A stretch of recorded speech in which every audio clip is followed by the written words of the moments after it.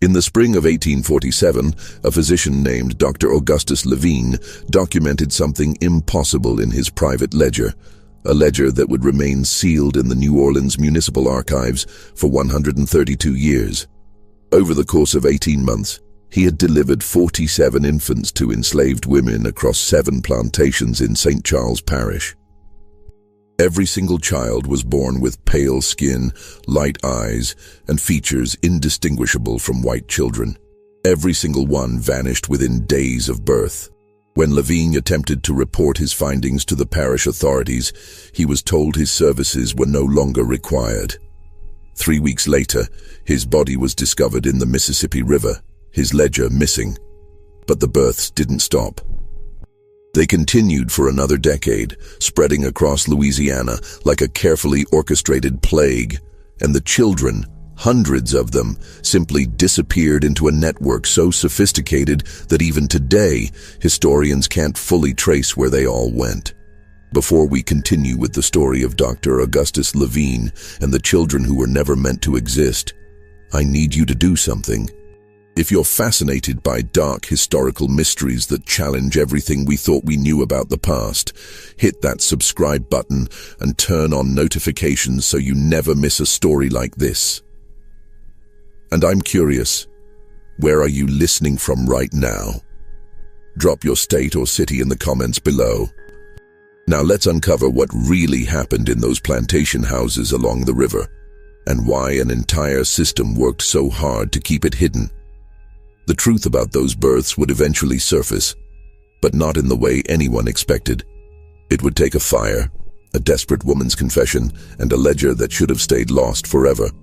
But before we can understand the network that stole these children, we need to understand the world that created it. A world where human beings were property, where fortunes were built on suffering, and where the color of a child's skin could determine whether they lived as enslaved or free.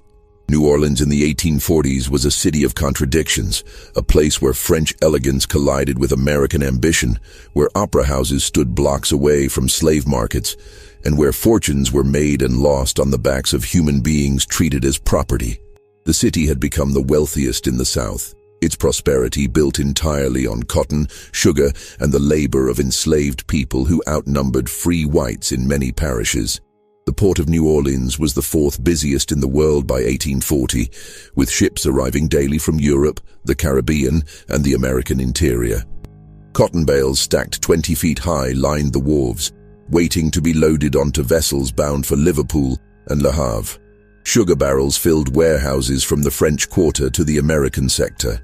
And in the markets near the river, human beings stood on auction blocks, sold to the highest bidder while their families watched helplessly.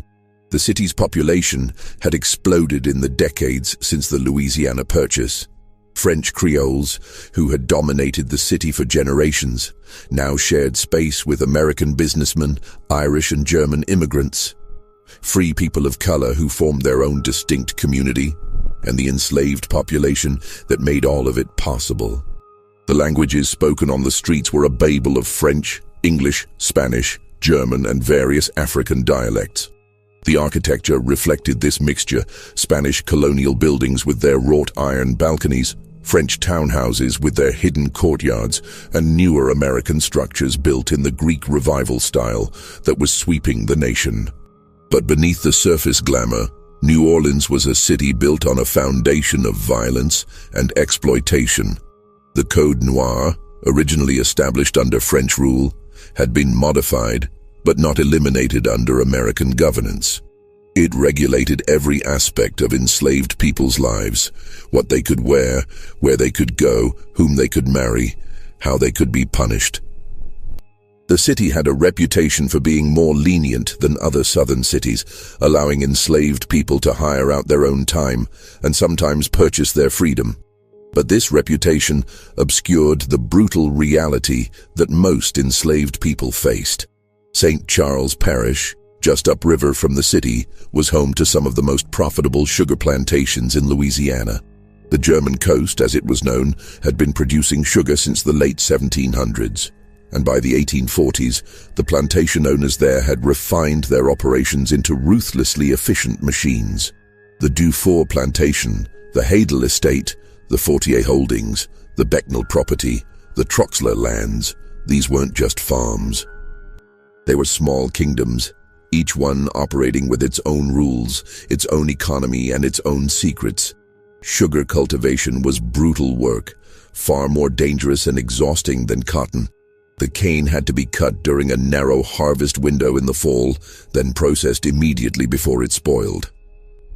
The grinding season, as it was called, ran 24 hours a day for weeks on end. Enslaved workers labored in shifts around massive iron kettles filled with boiling cane juice in buildings where the temperature could reach 120 degrees. Accidents were common. Hands crushed in the grinding machinery, bodies scalded by boiling syrup, workers collapsing from exhaustion and heat. The plantation owners who lived in the grand houses overlooking these operations were some of the wealthiest men in America. They traveled to Europe, sent their children to the finest schools, collected art and rare books, and considered themselves cultured gentlemen. Many of them genuinely believed that slavery was a benevolent institution, that they were caring for people who couldn't care for themselves, that the system was ordained by God and nature. But they also knew, though they rarely acknowledged it openly, that their wealth depended on absolute control over the people they enslaved. Any crack in that control, any suggestion that enslaved people were fully human with the same rights and desires as white people, threatened the entire system. Dr. Augustus Levine had come to New Orleans from Mobile in 1844, a young physician with excellent credentials from medical school in Philadelphia. He was 29 years old, unmarried, and ambitious. He'd hoped to establish a practice among the wealthy Creole families in the French Quarter. But like many young doctors, he found that the established physicians had those families locked down tight. The old medical families, the Mercier, the Labatous, the Soulets, had been treating the Creole elite for generations, and they weren't about to let some newcomer from Alabama take their patients. So Levine did what many struggling doctors did. He took work where he could find it. Plantation medicine was unglamorous but steady. The wealthy planters needed doctors to keep their enslaved workforce healthy enough to labor, and they paid reasonably well for house calls. It wasn't the prestigious practice Levine had dreamed of, but it was a living. He began making regular rounds to 5 plantations in St. Charles Parish, treating everything from fevers to injuries to childbirths. He kept meticulous records, as he'd been taught in medical school. Every patient, every symptom, every treatment went into his ledger. His professors in Philadelphia had emphasized the importance of documentation. Medicine was becoming more scientific, more systematic, and good records were essential for understanding disease patterns and treatment outcomes. It was this habit, this compulsive documentation, that would eventually make him dangerous. Levine was not an abolitionist. He'd grown up in the South, and while he found slavery distasteful, he accepted it as an economic reality. He treated enslaved patients with the same professional care he gave to white patients, but he didn't question the system that made them patients in the first place. He was, in his own mind, simply a doctor doing his job. The enslaved community on these plantations lived in a world of constant surveillance and control. The quarters where they slept were arranged in neat rows, designed for maximum oversight. Each cabin housed multiple families with thin walls that offered no privacy. The overseer's house was positioned to overlook the quarters, and patrols walked through at night to ensure no one was moving about without permission. Their movements were restricted by a pass system. Any enslaved person found off the plantation without a written pass could be whipped or worse. Their relationships were monitored, their children often sold away before they reached adolescence. The women, in particular, lived under a specific kind of terror that the men did not face.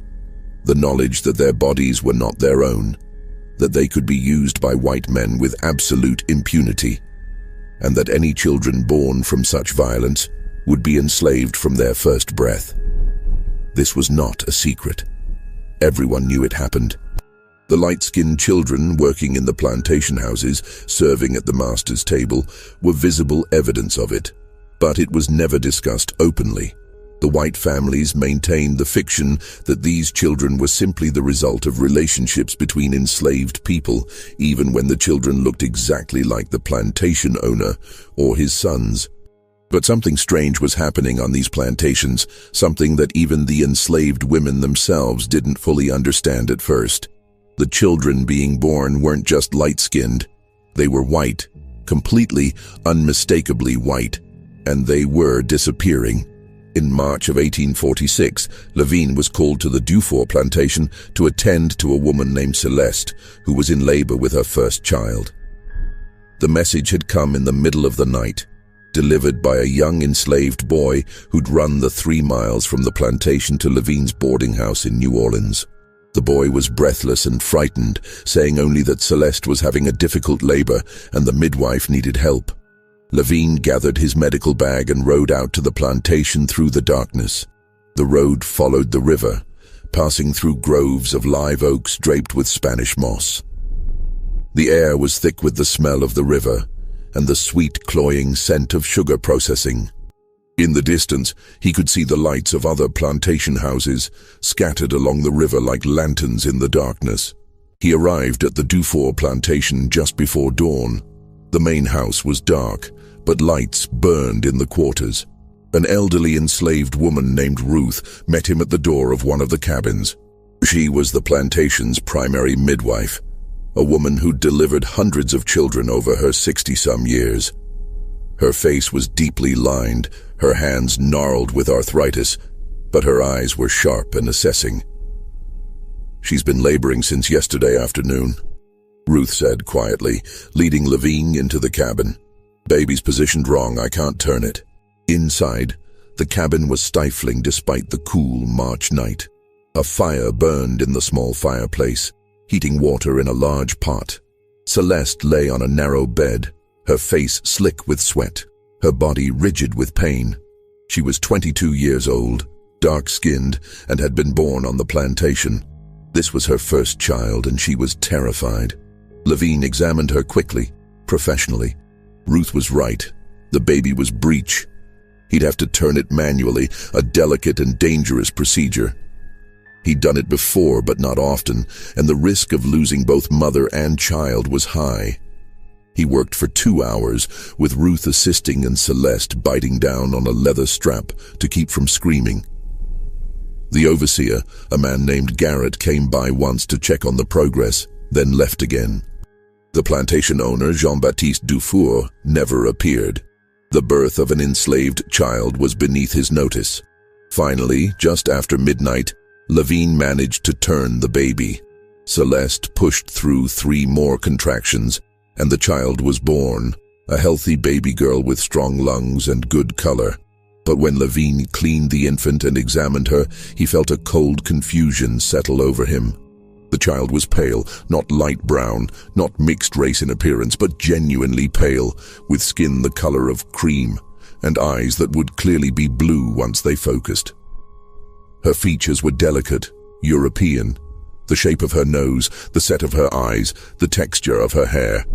Everything about her suggested white ancestry, and recent white ancestry at that. He looked at Celeste, then back at the infant. Celeste's face was unreadable, a mask of exhaustion and something else, fear, perhaps, or resignation. She wouldn't meet his eyes. "The father?" Levine asked quietly, though he already suspected the answer. Celeste didn't respond. Ruth, who was cleaning up the afterbirth, simply shook her head in a way that told Levine not to ask again. He recorded the birth in his ledger, noting the time, the difficulty of the delivery, and the child's condition. Then he added a line that would later seem prophetic. "Female infant delivered to Celeste, property of J. Dufour. Healthy, unusual presentation. Child appears white in complexion and features. Father unknown." He left the cabin as the sun was rising, exhausted and troubled. He'd delivered children to enslaved women before, including children who were clearly of mixed race. But this was different. This child could pass for white in any setting. If he'd seen her in a white woman's arms, he would never have questioned her parentage. 3 days later, when Lavigne returned to check on Celeste's recovery, the child was gone. Celeste was sitting on the porch of her cabin, staring out at nothing. Her breasts were bound tightly, and she moved stiffly as if in pain. "Where's the baby?" Lavigne asked. Celeste didn't answer. She just kept staring. Lavigne found the overseer, Garrett, near the sugar mill. "The infant I delivered to Celeste, where is she?" Garrett barely looked up from the ledger he was reviewing. "Died in the night. Weak constitution, we buried her already." "Died of what?" Lavigne asked, feeling a prickle of unease. "Weak constitution," Garrett repeated flatly. "Happens all the time with these people. They're not as hardy as whites, you know that." But Lavigne had examined that child. She'd been perfectly healthy, with strong lungs and good color. Her reflexes had been normal, her temperature stable. There was no reason she should have died. "I'd like to examine the body," Lavigne said. Garrett finally looked up, his expression hardening. "Body's buried. No point digging it up. You got paid for the delivery, didn't you? That's all you need to worry about." Lavigne wanted to press the issue, but something in Garrett's tone warned him off. He noted the death in his ledger, but he didn't believe it. That night, lying in his rented room in New Orleans, he kept thinking about the child's face, about Celeste's blank expression, about the overseer's too quick dismissal. Something was wrong. He just didn't know what yet. 2 months later, it happened again. This time on the Haydell plantation, a woman named Josephine delivered a boy who looked exactly like the first child. Pale, light-eyed, with fine features that would have fit perfectly in any white family's portrait. Lavigne delivered the child on a humid May evening, with thunderstorms rolling in from the Gulf. The air in the cabin was thick and close, and Josephine screamed through her labor with a kind of desperate fury that unsettled him. Josephine was older than Celeste, perhaps 30, and this was her 4th child. Her other 3 children, all darker-skinned, all clearly of African descent, had been sold away over the years. She'd told Lavigne this matter-of-factly during his examination, as if it were simply a fact of life, which for her it was. When the child was born, Josephine wouldn't look at it. She turned her face to the wall and wept silently while Ruth cleaned the infant. "Josephine," Lavigne said gently, "your son is healthy. Don't you want to hold him?" "Take it away," Josephine whispered. "Just take it away." Ruth wrapped the child and handed him to the overseer who'd been waiting outside. The man took the infant without comment and disappeared into the darkness. Lavigne stood there, his medical bag in hand, feeling like he'd just witnessed something profoundly wrong, but unable to articulate exactly what it was. He'd delivered dozens of children to enslaved women by this point, and he'd seen the full range of emotions: joy, sorrow, fear, love. But this was different. This was rejection born of something deeper than postpartum distress. He recorded the birth in his ledger with the same notation: male infant delivered to Josephine, property of A. Haydell. Healthy. Unusual presentation. Child appears white in complexion and features. Father unknown. When he returned a week later, he was told the child had died. Again, no body to examine. Again, a burial that had already taken place. How did he die? Lavigne asked the overseer, a different man than Garrett, but with the same hard face and dismissive manner. Fever took him quick, the man said. Nothing to be done. But the child had been perfectly healthy when Lavigne left him. No fever, no signs of illness. His temperature had been normal, his breathing clear, his color good. That night, Lavigne sat in his rented room in New Orleans and reviewed his ledger by candlelight. 2 births, 2 healthy infants, 2 deaths within days, both children with the same impossible appearance. He thought about the way Josephine had turned away from her child, the way Celeste had looked at him with that unreadable expression. He thought about the overseers who'd taken the children away so quickly, the convenient deaths, the hasty burials. He thought about the fact that both plantation owners, Dufour and Haydell, were known to visit the quarters at night. Everyone knew it, though no one spoke of it openly. It was one of those unacknowledged realities of plantation life. Something was very wrong. Over the next year, Levine delivered 12 more children with the same characteristics. 12 pale infants born to dark-skinned enslaved women. 12 children who vanished within days, all officially recorded as dead from various causes: fever, weak constitution, failure to thrive, respiratory distress. But Levine had been trained to recognize patterns, and this was a pattern that defied medical explanation. Infant mortality was high among enslaved populations, yes. Poor nutrition, inadequate housing, and limited medical care all contributed to death rates that were 2 or 3 times higher than among white infants. But not like this. Not with this specific profile. Not with children who were born healthy and then died within days. Always without a body available for examination. And never with bodies that disappeared so quickly. Even in the heat of a Louisiana summer, there was usually time for a doctor to examine a deceased infant if he requested it. But these children were always buried before Levine could return.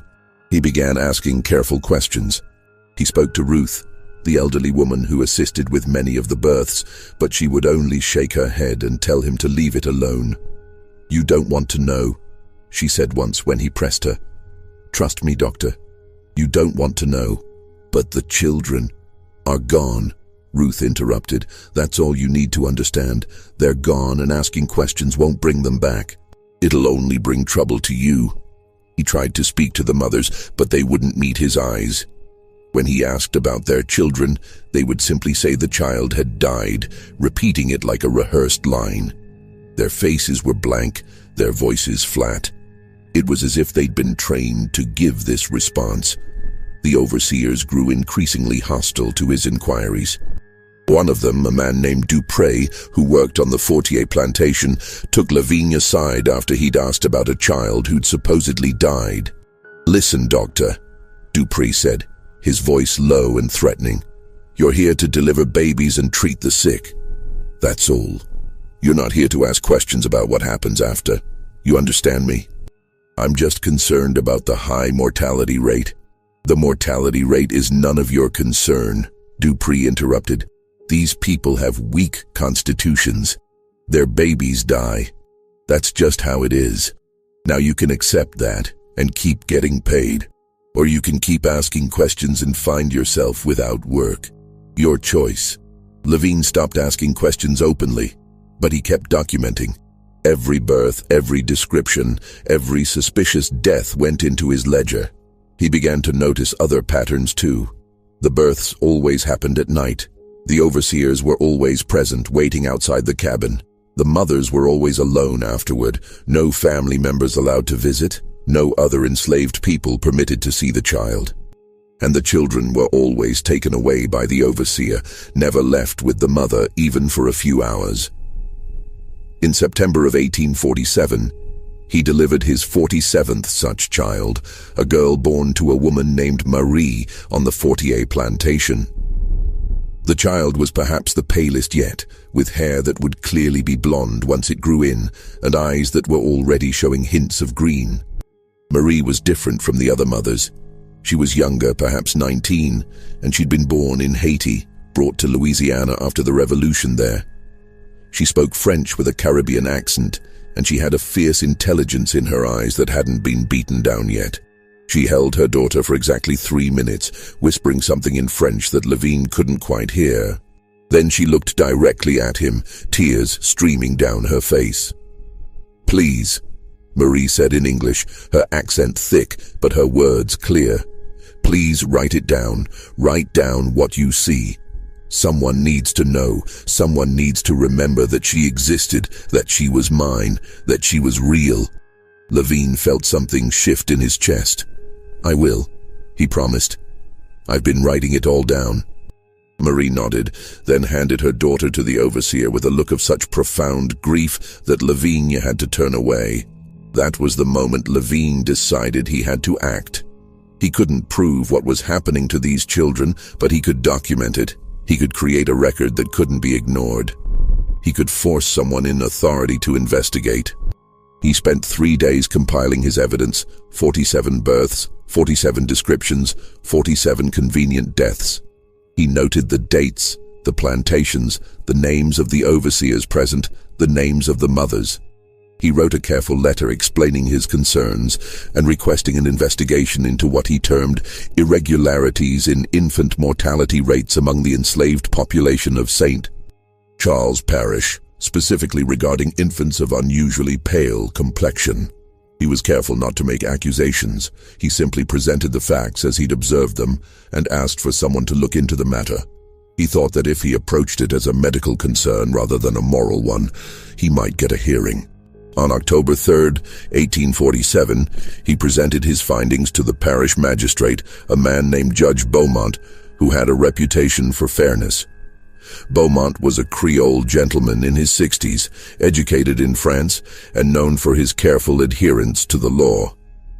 If anyone would take this seriously, Levine thought, it would be him. Beaumont received him in his office in the parish courthouse, a Spanish colonial building with thick walls and high ceilings.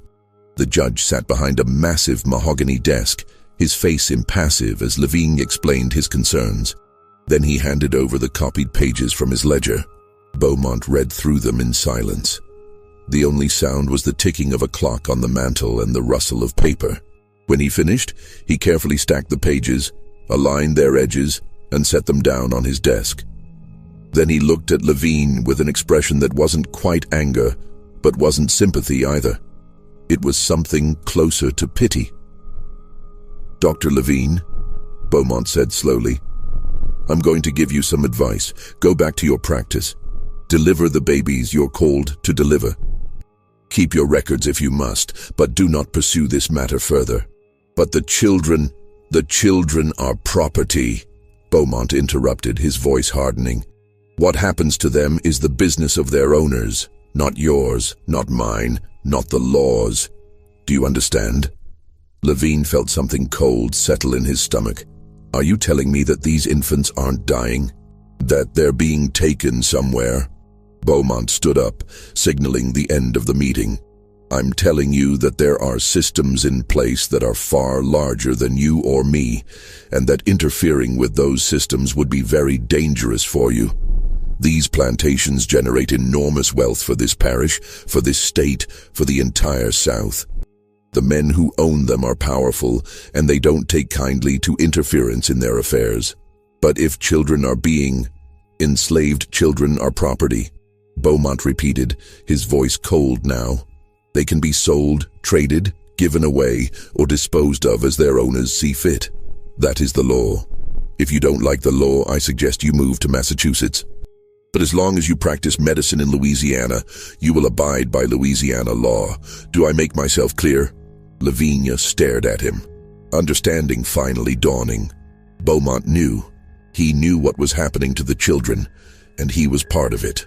Or at least, he was protecting the people who were doing it. "Perfectly clear," Levine said quietly. He left the courthouse with his copied pages, feeling sick. He'd been naive to think that presenting evidence would result in justice. The system wasn't designed for justice.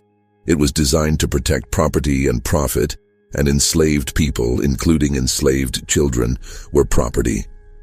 But Levine couldn't forget.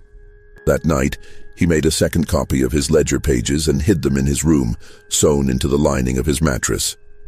The original he kept with him at all times, in a leather portfolio that he carried everywhere.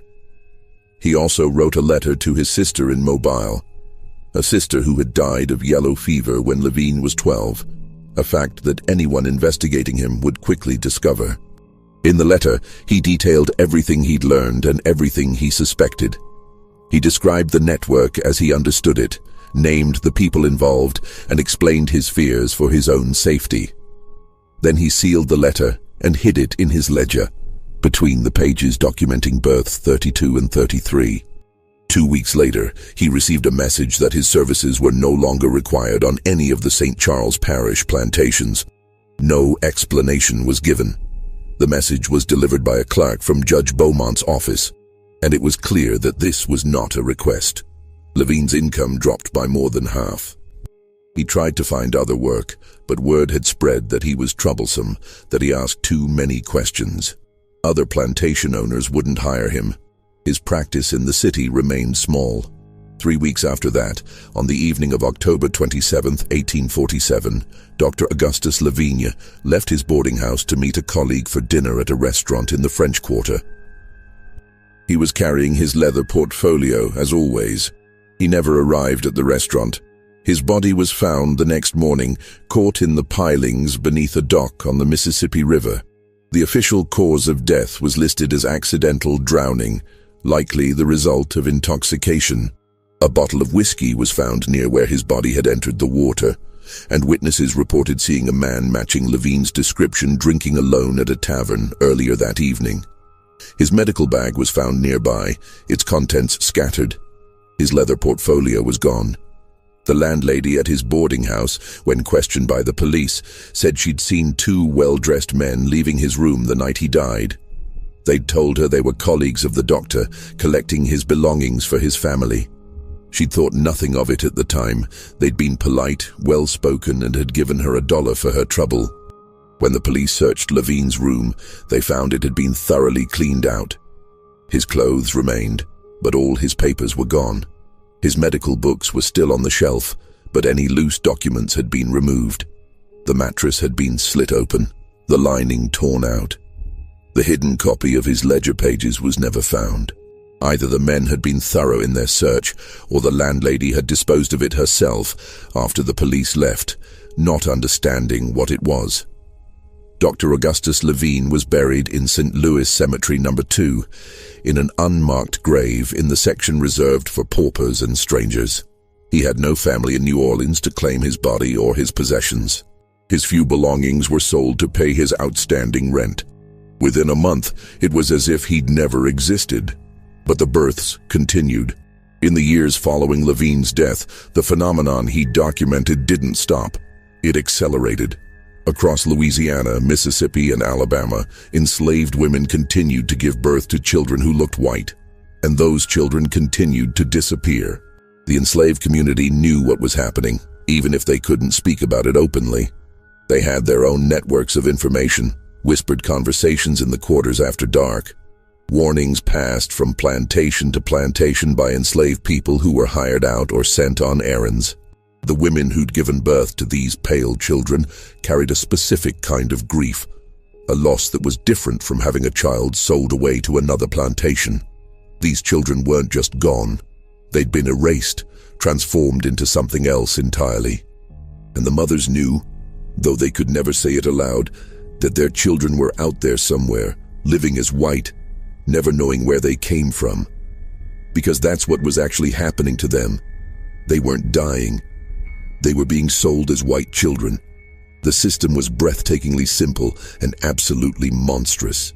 Plantation owners who fathered children with enslaved women, a common occurrence that everyone acknowledged but no one discussed, faced a problem. These children were legally enslaved, property like their mothers. But if they looked white, if there was no visible trace of African ancestry, they were a visible reminder of the rape and exploitation at the heart of the slave system. They were embarrassing. They complicated the racial hierarchy that the entire Southern economy depended on. A child who looked white but was legally enslaved raised uncomfortable questions. If this child could be enslaved, what did that say about the supposed natural differences between races? If white-appearing children could be born to enslaved mothers, didn't that suggest that the racial categories everyone took for granted were more fluid than anyone wanted to admit? But these children were also valuable. A healthy white child could be sold for 10 times what an enslaved infant would bring. And if the child looked white enough, if there was no visible trace of African ancestry, then who would ever know?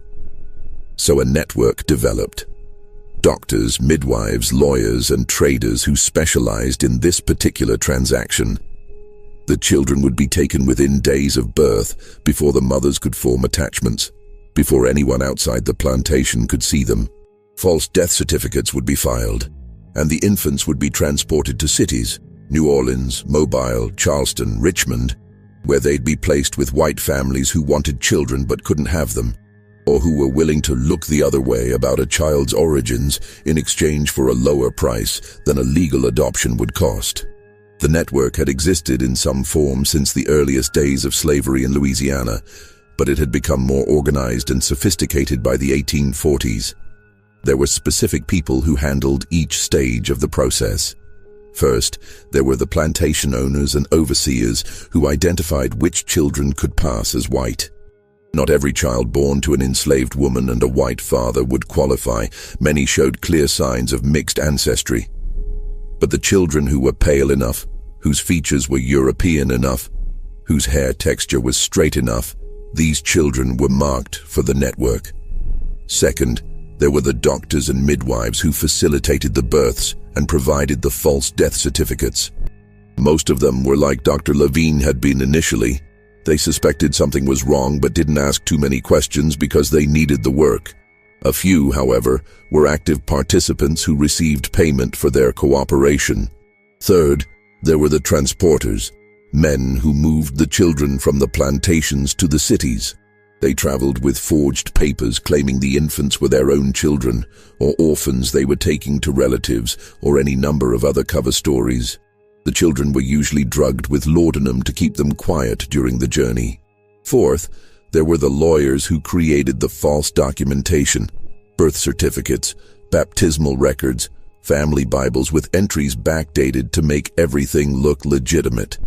These men were skilled forgers who understood exactly what documents were needed to make a child's new identity unquestionable.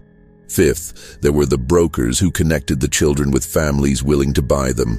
These men operated out of offices in the cities, presenting themselves as facilitators of private adoptions. They charged enormous fees, sometimes as much as $500 per child, a sum that represented a year's wages for most working people. And finally, there were the families who bought the children. Some of them genuinely believed they were adopting orphans or children whose parents had died. Others knew exactly what they were buying and didn't care. They wanted children, they had the money, and they were willing to look the other way about the circumstances. The entire network was protected by a wall of silence. The plantation owners had every incentive to keep it quiet. They were disposing of evidence of their own crimes. The mothers couldn't speak about it without risking punishment or death. The buyers wanted to believe the children were legitimate, and the children themselves had no memory of their origins. It was, in its way, a perfect crime. The only evidence was in the records, and those records could be destroyed or altered. The only witnesses were enslaved people whose testimony would never be accepted in court, and the only person who'd tried to expose it, Dr. Levine, had been silenced permanently. The system might have continued indefinitely if not for a woman named Henriette Delacroix. Henriette was a free woman of color, a rarity in 1850s Louisiana. Her mother had been enslaved by a wealthy French Creole merchant named Philippe Delacroix, who had freed her in his will and left her a small inheritance. Henriette had been born free, raised in New Orleans, and educated by tutors her mother had hired with the inheritance money. She was 32 years old in 1853, unmarried, and worked as a seamstress making dresses for wealthy white women. She had a small shop in the French Quarter, and she was known for her skill with delicate fabrics and intricate embroidery. She lived in a modest apartment above her shop, maintained a careful, respectable distance from anything controversial, and navigated the complex social world of New Orleans with the caution that all free people of color had to exercise. Free people of color in New Orleans occupied a strange middle ground. They were not enslaved, but they were not equal to whites either. They could own property, run businesses, and even own enslaved people themselves. But they couldn't vote, serve on juries, or testify against white people in court. They had to carry papers proving their free status at all times, and they could be enslaved if those papers were lost or challenged. Henrietta had a younger sister named Margot, who was 27 in 1853. Margot had been born free, just like Henriette, and had worked as a music teacher, giving piano lessons to the daughters of free people of color and occasionally to white families who were willing to overlook her race in exchange for her considerable talent. But in the spring of 1853, Margot's life was destroyed by a legal technicality. A distant relative of Philippe Delacroix, a man named Armand Delacroix who lived in France and had never met Philippe, challenged the manumission papers that had freed Henriette's mother. He claimed that Philippe had not had the legal right to free an enslaved person in his will without the consent of his heirs, and that therefore the manumission was invalid. The case went to court. Henriette hired the best lawyer she could afford, a free man of color named Victor Séjour, who had studied law in France. Séjour argued passionately that the manumission had been legal under the laws in effect at the time, that Philippe had been of sound mind when he wrote his will, and that challenging it 30 years after the fact was unconscionable. But the judge, the same Judge Beaumont who had dismissed Dr. Levigne's concerns 6 years earlier, ruled in favor of Armand Delacroix. He declared that the manumission had been improperly granted, and that therefore Henriette's mother had never been legally free. And if the mother had never been free, then her children, born to an enslaved woman, were also enslaved. Overnight, Margot went from being a free woman with a profession and a future to being property. Henriette, as the older daughter, should have been enslaved too, but Armand Delacroix's lawyer made a calculation. Enslaving one sister would be profitable. Enslaving both would create too much attention, too much sympathy, too much risk of public outcry. So they took Margot and left Henriette free, knowing that the threat of enslavement would keep her quiet. Margot was sold at auction 3 days after the judge's ruling. Henriette stood in the crowd and watched as her sister was put on the block, examined like livestock, and sold to a plantation owner from St. Charles Parish for $800. The buyer was a man named Claude Fortier, owner of one of the largest sugar plantations on the German coast. Henriette fought the ruling through every legal channel available to her, but the law was clear. Enslaved people had no rights that white people were bound to respect, and the technicality was enough to make Margot's enslavement legal. Séjour tried everything: appeals, petitions, even attempting to raise money to purchase Margot's freedom, but Fortier refused to sell. He'd paid good money for her, and he intended to get his value from her labor. In the fall of 1854, Henriette received word through the enslaved community's network that Margot was pregnant. The father, according to the whispers, was Claude Fortier himself. Henriette felt sick with rage and helplessness. Her sister, who had been free, who had been educated, who had had a future, was now being used by the man who'd bought her. In January of 1855, Margot gave birth to a daughter. Henriette, using her status as a free woman and claiming to be bringing supplies for the enslaved community, was able to visit the plantation and see her niece. She bribed the overseer with $10, a significant sum for her, for an hour alone with Margot. The cabin where Margot lived was identical to all the others in the quarters, a single room with a dirt floor, a small fireplace, and a narrow bed. Margot sat on the bed holding her daughter, and when Henriette entered, she began to weep. "Look at her," Margot whispered. "Look at her, Henriette." The child was pale, with features that could pass for white. She had Fortier's nose, his chin, his light eyes. She was beautiful, and she was doomed. "They're going to take her," Margot said. "I heard them talking. Fortier and the overseer. They said she's too pale, that she can't stay here. They're going to take her away and say she died." Henriette held her niece for an hour, memorizing every detail of her face. The tiny fingers, the soft hair, the way she made small sounds in her sleep. She whispered promises she knew she couldn't keep, told the child about her mother's real life, about the music and the freedom that should have been hers. 3 days later, Henriette received word that the child had died of fever, but she knew it was a lie. She knew her niece was alive somewhere, being sold to a white family, being erased from existence, and she decided that she couldn't let it stand. She couldn't save her niece, but she could expose what was happening. She could make people see the truth. So she began to investigate. She used her connections in the free black community, her relationships with enslaved people who worked in white households, her access to white spaces as a seamstress who entered wealthy homes to fit dresses and take measurements. She asked careful questions. She listened to rumors. She pieced together fragments of information that individually meant nothing, but together formed a pattern. It took her 2 years to understand what was happening. 2 years of gathering evidence, of tracking down women who'd lost pale children, of finding the midwives and doctors who facilitated the transfers, of identifying the lawyers who forged documents and the brokers who sold the children. She learned about the network in detail, how it operated, who was involved, how much money changed hands. She discovered that it wasn't just happening in Louisiana. The practice extended across the entire South, anywhere that enslaved women gave birth to children who could pass as white. She found evidence of children being sent to California, to Texas, even to Europe. And in the summer of 1856, she found her niece. The child was living with a wealthy white family in the Garden District, being raised as their daughter. Her name was now Charlotte Beaumont, the same last name as the judge who'd ruled against Margot's freedom and dismissed Dr. Levine's concerns.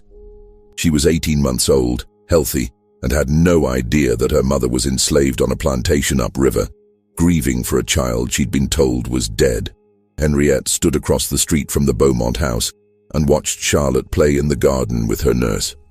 The house was a Greek revival mansion with massive white columns and a garden full of roses and camellias. Charlotte chased a ball across the lawn, laughing, while the nurse followed behind her. She was dressed in a white linen dress with pink ribbons, her hair tied back with a matching bow. Henriette felt something break inside her chest. This child, her niece, her sister's daughter, would grow up in luxury, never knowing where she came from. She would be raised as white, marry white, have white children. The connection to Margot would be severed completely, and Margot would spend the rest of her life enslaved, grieving for a daughter who was alive but might as well be dead. Henriette couldn't reclaim Charlotte. The law wouldn't allow it, wouldn't. Even if she could prove the child's origins, and she had no legal proof, only the word of enslaved people whose testimony wouldn't be accepted in court, it would only result in Charlotte being re-enslaved, not returned to Margot. The system was designed to prevent exactly this kind of revelation, but Henriette could expose it. She could make people see what was happening. She could create a record that couldn't be ignored. She began documenting everything she'd learned. She wrote down names, dates, locations. She tracked down other children who'd been sold into white families. She found 12 in New Orleans alone, and she suspected there were dozens more across the South. She interviewed mothers who'd lost children, recording their stories in careful detail. She spoke to midwives who'd been pressured to provide false death certificates. She found a doctor who'd been part of the network but had grown disgusted with it and was willing to talk, as long as his name wasn't used. She compiled a dossier that was damning in its detail. It named plantation owners, lawyers, brokers, and families who'd bought children. It described the process from beginning to end. It estimated that hundreds of children had been stolen and sold as white over the past 2 decades. In March of 1857, she took her evidence to a newspaper editor named Thomas Whitfield, who ran a small abolitionist paper called The Liberator's Voice that operated on the edge of legality. Whitfield was a white man from Pennsylvania who'd moved to New Orleans in 1855, driven by a genuine commitment to ending slavery. His paper was constantly under threat of being shut down, and he'd been arrested twice for publishing incendiary material. Whitfield read through Henriette's documentation with growing horror. When he finished, he sat back in his chair and stared at her. "If we publish this," he said slowly, "they'll shut us down. They might do worse. They killed that doctor, didn't they? The one you mentioned in your notes?" "Yes," Henriette said. "They killed him, and they'll kill me if they find out what I know. But someone has to tell the truth. These children deserve to have their stories told. Their mothers deserve to be acknowledged." Whitfield was quiet for a long moment. Then he nodded. "Give me 2 weeks to verify what I can. I'll send someone to check the parish records, see if the death certificates match your information. Then we'll run it. Front page, the whole story. But they never got the chance. Just when we thought we'd seen it all, the horror in New Orleans intensifies. If this story is giving you chills, share this video with a friend who loves dark mysteries, hit that like button to support our content, and don't forget to subscribe to never miss stories like this. Let's discover together what happens next. On March 15, 1857, 6 days before Whitfield's paper was scheduled to publish Henrietta's exposé, a fire broke out in the building that housed his printing press. The fire started at 2 in the morning, when no one should have been in the building, and it burned hot and fast, with an intensity that suggested accelerants had been used. By the time the volunteer fire brigade arrived, the entire structure was engulfed. The building was in the American sector, near the docks, in an area of warehouses and workshops. The fire spread to 2 adjacent buildings before it could be contained, destroying a cooperage and a tobacco warehouse in addition to the printing press. Thomas Whitfield's body was found in the ruins the next morning. He'd apparently returned to the office late at night. Neighbors reported seeing a light in the windows around midnight and been trapped when the fire started. His body was so badly burned that he could only be identified by the watch he'd been wearing, a distinctive silver piece that his wife recognized. The official investigation concluded that a lamp had been knocked over, igniting the paper and chemicals used in the printing process. It was ruled an accidental death, and the case was closed within a week. All of Whitfield's files were destroyed, including everything Henriette had given him. Henriette herself disappeared 3 days after the fire. Her shop was found locked, her apartment empty. Her clothes were still in the wardrobe, her dishes still in the cupboard. But she was gone. The money she kept hidden in a tin under her floorboards, nearly $200, her life savings, was gone too. Some people said she'd fled north, terrified that whoever killed Whitfield would come for her next. Others whispered that she'd met the same fate as Dr. Lavigne, her body dumped in the river where it would never be found. A few suggested that she'd been enslaved, like her sister, and sold away to a distant plantation where no one would recognize her. The truth was more complicated. Henriette had been warned. The morning after the fire, she'd found a note slipped under her door. It was written on expensive paper in an educated hand, and it contained no threats, no explanations, just 4 words: leave now or die. She'd taken the warning seriously. She'd packed a small bag with clothes, money, and a second copy of her documentation. She'd learned from Dr. Lavigne's mistake and made copies of everything. She'd walked out of New Orleans that same day, leaving everything else behind. She'd made her way north through a network of abolitionists and free black communities, moving from safe house to safe house, never staying anywhere long enough to be traced. She'd traveled by riverboat to Memphis, then overland to Louisville, then by train to Cincinnati. From there, she'd continued north to Cleveland, then east to Philadelphia. By the summer of 1857, Henriette had made it to Philadelphia, where she was using a different name, Henriette Dubois, and trying to build a new life in a city where no one knew her history. She found work as a seamstress again, though she had to start over, building a new clientele from nothing. But she couldn't let go of what she'd learned. She couldn't forget Charlotte, or Margot, or the dozens of other children who'd been stolen and transformed. She couldn't stop thinking about the mothers who were still grieving, still living with the knowledge that their children were alive somewhere but lost to them forever. She tried to interest northern newspapers in the story, but they were focused on bigger battles: the Kansas-Nebraska Act, the Dred Scott decision, the growing tensions between North and South that everyone could see were leading toward war. The story of enslaved children being sold as white was too specific, too complicated, too easy to dismiss as unverifiable rumor. "Do you have proof?" editors would ask her. "Do you have documents? Witnesses who will testify?" She had documents, but they were copies of records that had been destroyed. She had witnesses, but they were enslaved people whose testimony wouldn't be accepted in any court. She had her own observations, but she was a black woman, and her word alone wasn't enough. But Henriette kept trying. She refined her documentation, tracked down more cases, built an increasingly comprehensive picture of the network. She learned that it wasn't just Louisiana. The practice extended across the entire South, anywhere that enslaved women gave birth to children who could pass as white. She discovered that some of the children were being sent as far as California, where the gold rush had created a population boom and a desperate need for labor and families. She found cases of children being shipped to Europe, sold to wealthy families who wanted American children but didn't want to deal with the complexities of legal adoption.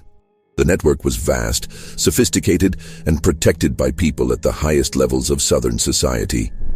Judges, lawyers, doctors, plantation owners, they all had a stake in keeping it hidden, and they had the power to silence anyone who threatened to expose it. In 1858, Henriette finally found someone willing to help her. A Quaker abolitionist named Rebecca Morris read through Henriette's documentation and immediately understood its significance. Rebecca was a woman in her 50s, a widow who devoted her life to the abolitionist cause.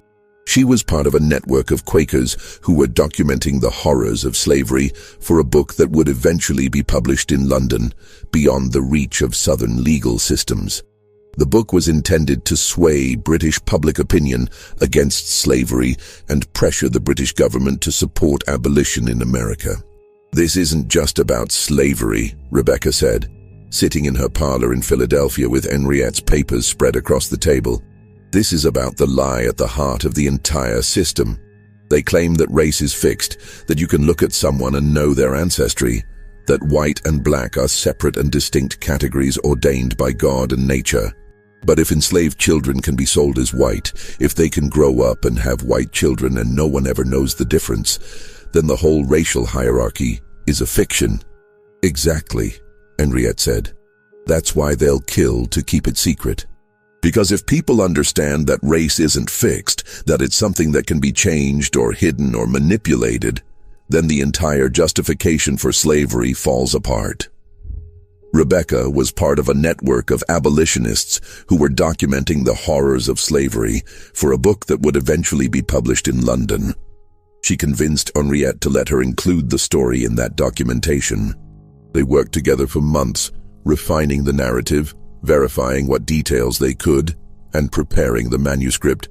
Rebecca had connections to British publishers who were sympathetic to the abolitionist cause, and she was confident that the book would be published and widely distributed. But even as they worked on the manuscript, the network was adapting. Word had spread about Henriette's investigation, about the near miss with Whitfield's newspaper, about the documentation that had nearly been published. The people running the operation became more careful. They moved the children farther away, destroyed records more thoroughly, and eliminated anyone who asked too many questions. In St.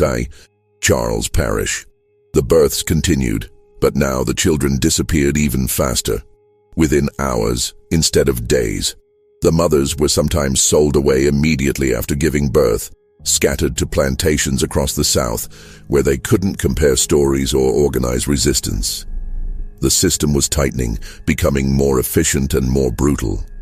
The network had learned from its near exposure, and it was taking steps to ensure that it would never be threatened again. And then the Civil War began, and everything changed. The war changed everything and nothing. The network of child trafficking continued, even as armies marched across the South, even as plantations burned and enslaved people fled to Union lines. In some ways, the chaos made it easier. Records were destroyed in the fighting, families were displaced, and in the confusion, a pale child could be moved from one place to another with even less scrutiny than before. But the war also created new problems for the network. Union forces occupying Louisiana began investigating reports of irregularities in plantation records. Freedmen's Bureau agents, tasked with reuniting families separated by slavery, started asking questions about children who'd supposedly died, but whose bodies were never properly documented. In 1863, a Union officer named Captain James Hartwell was assigned to investigate reports of missing children in St. Charles Parish. Hartwell was from Massachusetts, a former lawyer who'd joined the army out of genuine abolitionist conviction. He was 35 years old, married, with 2 children of his own back in Boston. He took the assignment seriously because he understood, in a way that many Union officers didn't, that slavery wasn't just about labor. It was about the systematic destruction of families and identities.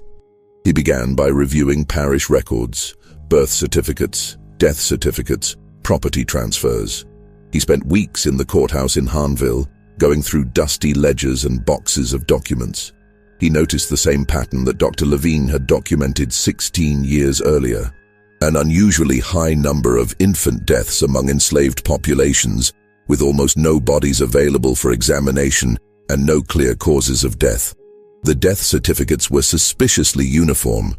Fever was the most common cause listed, followed by weak constitution and failure to thrive. But there were no details, no descriptions of symptoms, no records of treatment attempted. Just a name, a date, and a cause of death. Hartwell cross-referenced the death certificates with plantation records and found more irregularities. In several cases, children who'd supposedly died were still listed in plantation inventories months or even years later, suggesting that the records had been altered or that different children were being recorded under the same names. He interviewed formerly enslaved people who'd fled to Union lines. Many were reluctant to talk, afraid that speaking about the children would somehow endanger them further. But slowly, Hartwell pieced together the story. An elderly woman named Ruth, the same Ruth who'd assisted Dr. Levine, told him everything. She was dying of consumption, coughing blood into a handkerchief as she spoke, and she said she wanted someone to know the truth before she passed. "I helped deliver more than 200 babies in my life," Ruth said, her voice barely above a whisper. "And I watched dozens of them disappear. The pale ones, the ones who looked white. They'd be born, and I'd clean them and wrap them, and then the overseer would take them away. The mothers would cry, but there was nothing they could do, nothing any of us could do." "Where did the children go?" Hartwell asked. "I don't know for certain," Ruth said, "but I heard things. The overseers would talk sometimes when they thought we couldn't hear. They'd talk about families in the city who wanted children, about lawyers who could make papers, about how much money each child was worth. Hundreds of dollars sometimes, more than I'd ever seen in my life. Do you remember any names? Any specific people involved?" Ruth named names. Plantation owners, overseers, a doctor who'd replaced Levine after he died, a lawyer in New Orleans who specialized in private adoptions. She provided dates, described the process as she understood it, and told Hartwell about the mothers who were still alive, still grieving for babies they'd been told were dead. "They took hundreds of children," Ruth told Hartwell. "Hundreds. And those children are out there somewhere, living as white, never knowing where they came from. Their mothers are still alive, some of them, still grieving, still wondering if their babies are safe, if they're loved, if they ever think about the women who birthed them." Hartwell was horrified. He immediately began compiling a report for his superiors, documenting what he'd learned and recommending a full investigation. He wanted to track down the children, reunite them with their mothers if possible, and prosecute the people who'd been running the network. But before he could submit the report, he received orders transferring him to Virginia. The transfer was sudden, unexpected, and came with a clear message from his commanding officer: "Drop the investigation. There are bigger battles to fight," Colonel Morrison told him when Hartwell protested. "We're trying to win a war and hold the Union together. We can't afford to open up something this complicated right now." "But the children are gone," Morrison interrupted. "Scattered across the country, living new lives. What do you think happens if you expose this? You'll destroy families, ruin lives, create chaos. And for what? You can't undo what's been done. You can't give those children back their original identities. They're white now, for all practical purposes. Leave it alone. But the people who did this should be prosecuted." "For what?" Morrison asked. "For selling property they legally owned? For forging documents? You think any court is going to convict wealthy white men for crimes committed against enslaved people?